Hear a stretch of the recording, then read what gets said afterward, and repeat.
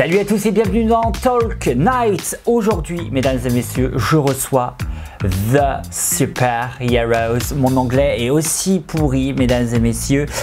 Je vais vous parler d'un super héros. Il s'appelle Julien. Il a 33 ans. C'est bien ça? C'est ça, ouais. Tu as 33 ans et tu vas, on va dire, faire un truc extraordinaire. Tu vas parcourir le Kilimandjaro qui se trouve en Afrique. Alors, En Tanzanie. En Tanzanie. Alors, ouais, en Tanzanie. Pourquoi je dis Afrique? En Tanzanie, ce qui fait un total de 5885 mètres. Mais c'est énorme. Ouais, J'arrive même pas à lire le chiffre. Après, les gens qui montent le Kilimandjaro, ils sont très nombreux. Tous les ans, je crois qu'il y a de l'ordre de, je sais plus si c'est 30 000 ou 30 000 personnes qui montent le Kilimandjaro. La différence, c'est que moi, dans mon cas, je vais monter avec un exosquelette parce que j'ai une sclérose en plaques particulièrement agressive. Actuellement, si tu veux, j'ai un périmètre de marche, on appelle ça comme ça. J'ai un périmètre de marche de 1 km. Là, ça va être 10 km par jour pendant 10 jours. Donc, l'idée, ça va être l'exosquelette et puis une équipe de trailers, d'apprentis trailers pour monter le Kilimandjaro avec moi. Alors, ma première question, elle va être hyper simple. Pourquoi le Kilimandjaro? Ah, ça, c'est une bonne question. En fait, t'es pas le premier à la poser. Si tu veux, j'ai été diagnostiqué de sclérose en plaques en début 2015. Et en 2016, j'ai un très bon ami qui m'annonce qu'il va monter le Kilimandjaro. Alors moi, l'Afrique et les hautes montées de ce type-là, typiquement le Kilimandjaro, c'est un truc qui m'excitait, qui m'émoustillait un petit peu depuis longtemps. Et puis quand il m'a annoncé ça en 2016, évidemment, moi, venant d'être diagnostiqué de sclérose en plaques, voilà, j'étais un peu vénère, mais bon, je lui ai quand même souhaité bonne chance. Et, en 2019, j'ai fait un tour d'Europe parce que en solitaire, en train. Et si tu veux, c'est un truc que autour de moi, tout le monde faisait et que je trouvais génial. Enfin, je me disais, waouh, c'est génial, mais moi, je pourrais jamais faire ça avec une sclérose en plaques. Et puis, je l'ai fait. Je suis passé par la Suisse, par la République tchèque, l'Autriche, la Pologne, l'Allemagne. Et j'ai adoré. En fait, ça a été hyper dur. Ça a duré un mois, hyper dur, tout seul en plus. Donc, je remets en couchsurfing chez les gens, chez les locaux, c'était vraiment super. Des rencontres extraordinaires, mais quand même assez compliquées avec la sclérose en plaques.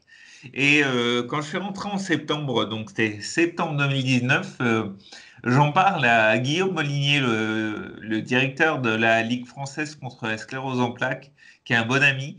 Et là, il me parle de Vanessa Morales, qui va monter le Kilimandjaro, qui va tenter la montée-descente la plus rapide du Kilimandjaro. Elle le fera en 10 heures.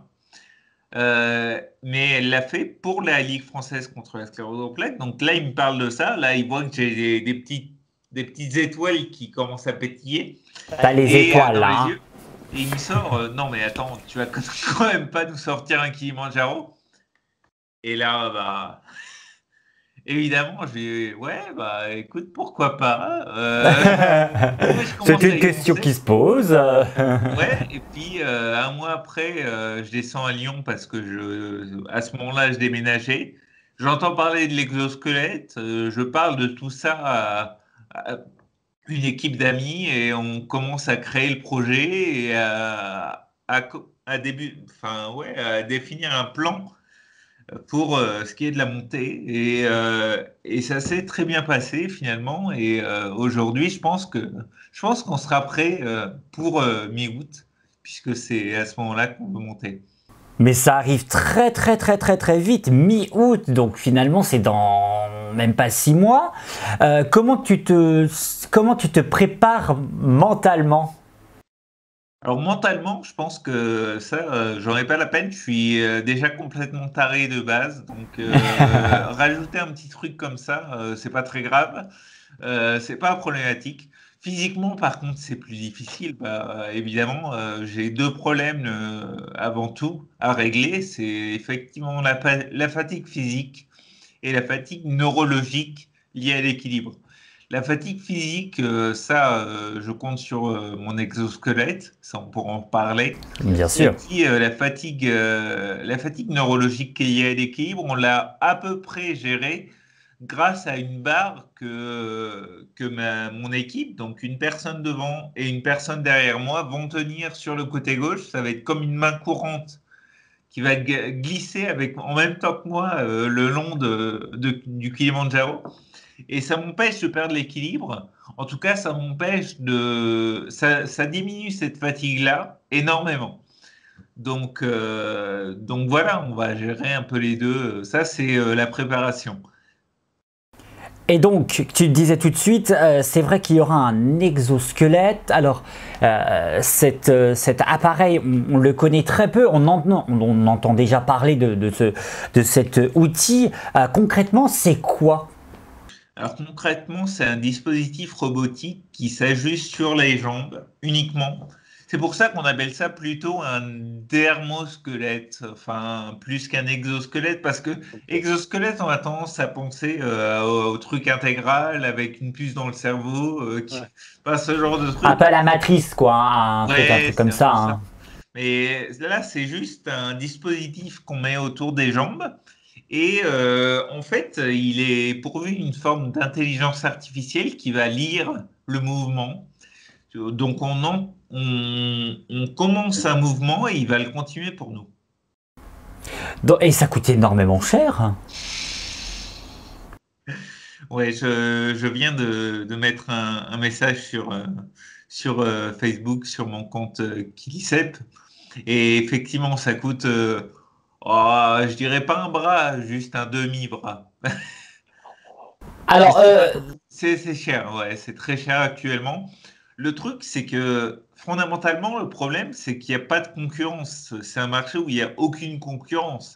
Il y a un fournisseur qui est canadien qui fournit un exosquelette adapté aux malades, mais des malades qui peuvent quand même démarrer le mouvement. Donc c'est un exosquelette qui pallie la fatigue physique, la fatigue musculaire au niveau des jambes. Et en fait, c'est le seul, cet exosquelette canadien qui s'appelle le Kyogo. C'est le seul qui existe au monde et qui est disponible en Europe. Donc, mais il y a plein d'exosquelettes, mais en général, c'est pour de la pratique sportive de type rééducation à l'hôpital. Alors que celui-là, bah, je l'ai chez moi, derrière moi. Et celui-là, je peux l'utiliser tous les jours comme je veux. 38 000 euros. Ouais. Non, ouais, franchement, ça fait beaucoup de zéros. Oui, oui, non, parce que d'un côté, on va dire, ça te fatigue moins, ça te permet toi aussi de faire d'autres mouvements, c'est ça, hein, enfin. Ouais, c'est Donc, ça. C'est vraiment une aide à la marche. Et typiquement en termes sportifs, puisque moi je veux vraiment l'utiliser dans un cadre, une aventure sportive, dans ce cadre-là, il apportera beaucoup, vraiment énormément. Bon, le problème, en fait, le problème moins que l'argent, le problème qu'il y a, c'est qu'actuellement, la batterie, elle tient à peu près 45 minutes, une heure ah sur, oui. sur un effort physique un peu dur. Alors, typiquement, le Kilimandjaro, ce sera dur puissance 2. Donc, donc là, ouais, 40 minutes, ça peut tenir 40 minutes, mais du coup, il va falloir travailler là-dessus parce que je vais avoir trois batteries, mais trois batteries de même pas une heure, ce sera pas suffisant pour tenir 8 à 10 heures par jour pendant 10 jours. Mais concrètement, c'est à la niaque, c'est ça. Enfin, moi personnellement, jamais je vais franchir ça. Disons que faut de la motivation, faut être sportif. T'es sportif de base? Alors, non. J'ai été sportif avant mon diagnostic. Ouais. Maintenant, je te dis 1 kilomètre de périmètre de marche. J'ai beaucoup de difficultés à gérer mon équilibre et à évaluer les distances parce que j'ai un problème qu'on appelle le syndrome cérébelleux.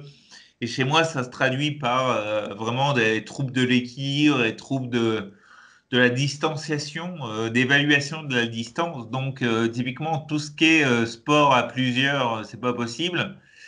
Enfin, c'est très dur. Et par contre, oui, des sports en solo ou en duo, ça, je commence à les envisager un peu plus. Alors, typiquement la randonnée, mais là, j'ai entendu parler du handi-surf et j'avoue que l'idée, ça me fait vibrer d'avance. Handi surf, donc ça reprend un petit peu la base du surf, je pense. Enfin, je pense, on est même sûr, mais. Je viens seulement d'entendre parler, donc je sais pas trop. Je me dis que pourquoi pas. Le truc, c'est que, en fait, cette idée, ce projet de monter le Kilimandjaro, c'est un projet qui s'est fait sans évaluer à l'avance à quel point ce serait difficile. Ok. Et petit à petit, on voit les difficultés s'accumuler. Et puis, en fait, toutes ces difficultés, on voit ça comme des problèmes à résoudre. Donc, on les résout les uns après les autres. Donc ça, c'est plus ma manière de voir la vie de manière générale. Et ça tombe bien parce que mon équipe me soutient là-dessus. Et du coup, pour le handi-surf, là aussi, je n'évalue pas encore à quel point ce sera compliqué, mais pour moi, enfin ouais, ça peut être vraiment cool, quoi. Ça peut être un truc vraiment sympa à tester après. 2021? 2022? Ouais, déjà, on espère tenir la date d'août 2021, mais ça va dépendre aussi de la situation sanitaire, tout ça. Donc, pour le projet KiliCep, qui est le nom du projet Kili pour Kilimandjaro et CEP pour sclérose en plaques, qui est pour l'instant KiliCep 2021, on espère tenir les dates, mais sinon, ce sera un KiliCep 2022. J'espère pas.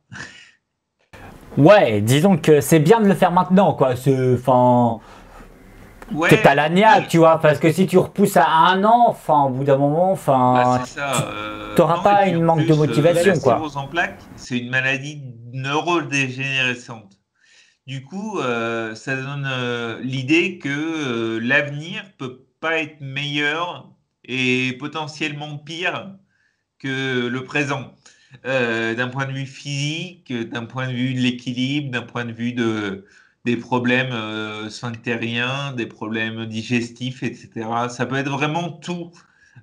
Donc ouais, j'aimerais bien que faire ça cette année. Ce serait vraiment cool. En plus, je pense que je suis prêt et je pense que ça se passerait très bien. Julien, qu'est-ce que je peux te souhaiter? Ce sera notre mot de la fin. Qu'est-ce que je peux te souhaiter? D'arriver en haut et sans problème, mais en fait, je suis sûr d'arriver. Enfin, je suis sûr. Je suis serein sur l'arrivée au dernier camp de base. Vraiment, la dernière montée, la montée finale, c'est vraiment une montée qui est très ardue. Et ça, ce sera probablement le plus dur. C'est pour ça que je te dis, ouais, tu peux me souhaiter d'arriver en haut et de planter le drapeau de mon asso, de mes sponsors, le drapeau du projet en haut du Kilimandjaro. Ça, ce serait super. Et puis, ce que tu peux me souhaiter aussi, c'est de faire ça en 2021. Eh ben, ce sera le fait, j'en suis sûr, et on va suivre ça sur les réseaux sociaux, on va suivre ça partout. Et puis je vais te souhaiter un bon courage et bien sûr, on te donne de la force pour monter cette 5895 mètres. C'est ouf quand même. 85. Oh, dizaine près. C'est jamais très clair, ça monte, ça descend, je ne sais pas ce que ça fait. Merci d'avoir été avec nous.